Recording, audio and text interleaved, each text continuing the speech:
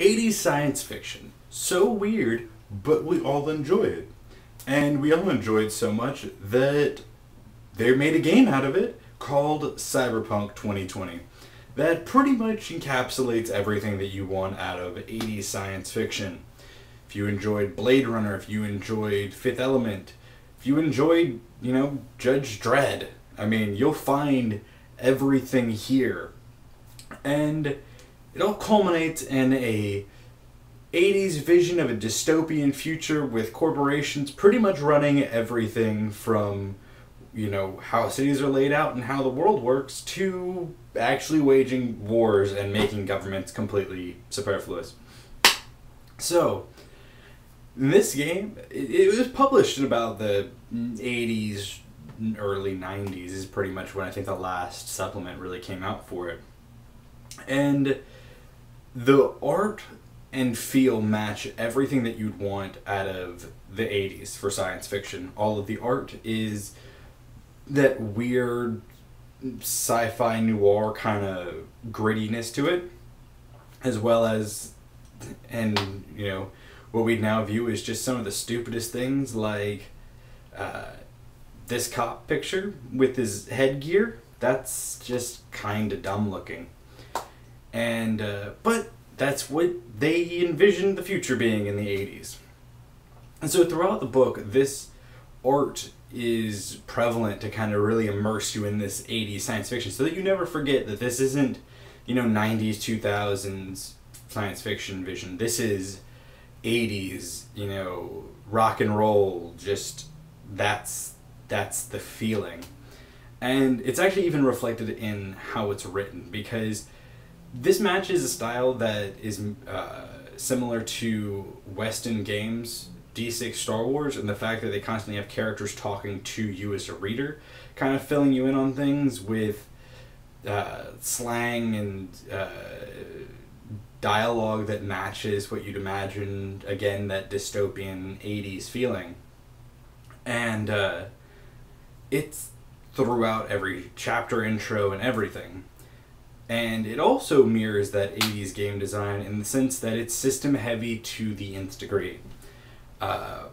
And so, transitioning to that system element, the system is super simple on the surface. It's you roll a d10, add some numbers, things happen.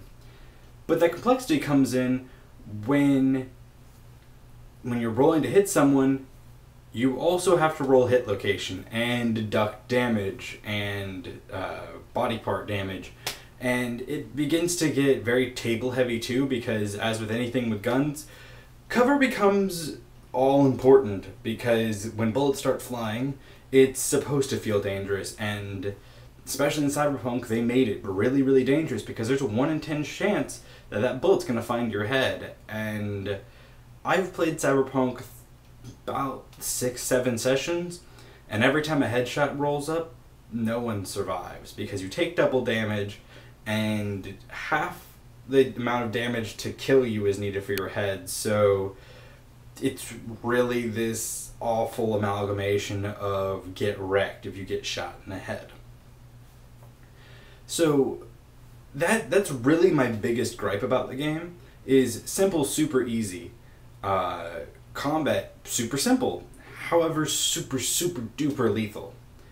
And this, I guess, is the intent. They wanted to make it that very noir style, but the problem is it doesn't really mesh well with everyone's preferred style of play.